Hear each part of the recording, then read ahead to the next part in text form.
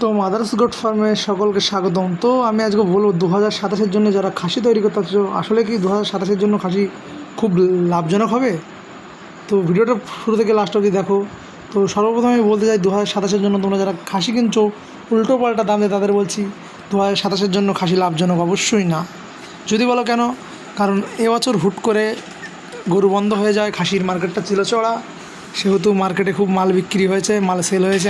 আমিও প্রচুর মাল সেল করেছি, কিন্তু 2027-এর জন্য প্রচুর মানুষ রেডি করছে। কিন্তু যে হিসাবে 2026-এ দাম পেয়েছো, সেই হিসাবে 2027-এ মার্কেটটা কমে যাবে। তো আমার ভিডিও করার মানে এই উদ্দেশ্য যে যারা বলছে 2027-এর খাসির মার্কেটটা খুবই ভালো যাবে, এ যাবে ও যাবে, তারা সম্পূর্ণ টাকা কামাতে চাচ্ছে ইউটিউব থেকে, ঠিক আছে? মানে ইউটিউব থেকে ছাগল বেচে টাকা কামানোর জন্য চিন্তা করছে। আর ইউটিউবারদের তো কাজই হচ্ছে যে টাকা কামানোর জন্য ভিডিও বানানো। তো সতর্ক থাকো এসব বার্তা থেকে দূরে থাকো, তফাতে থাকো। অবশ্যই যদি ফার্ম যদি লাভজনক করতে চাও, ফিমেল লাও এখন।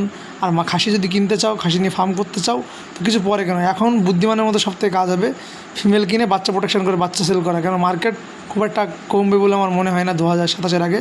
মার্কেট হয়তো চড়া থাকবে 2027-এ, কিন্তু সেই হিসাবে চড়া থাকবে না। তোমরা এখন খাসি থেকে দূরে থাকাই আমার মনে হয় বেস্ট হবে। খাসির মার্কেট যেহেতু আছে, তার সত্ত্বেও যদি কম দামে ছাগল কিনতে চাও, যে হ্যাঁ ভাবছো ছাগল কিনে ঠকবা, আমি ভিডিওটা বলছি যে আমার কাছে কিনতে হবে তার কিনে মানে নাই, কিন্তু ওয়েস্ট বেঙ্গল আমি চ্যালেঞ্জ ছুড়ে বলবো আমার মতো কম রেটে ছাগল কেউ দিতে পারবে না।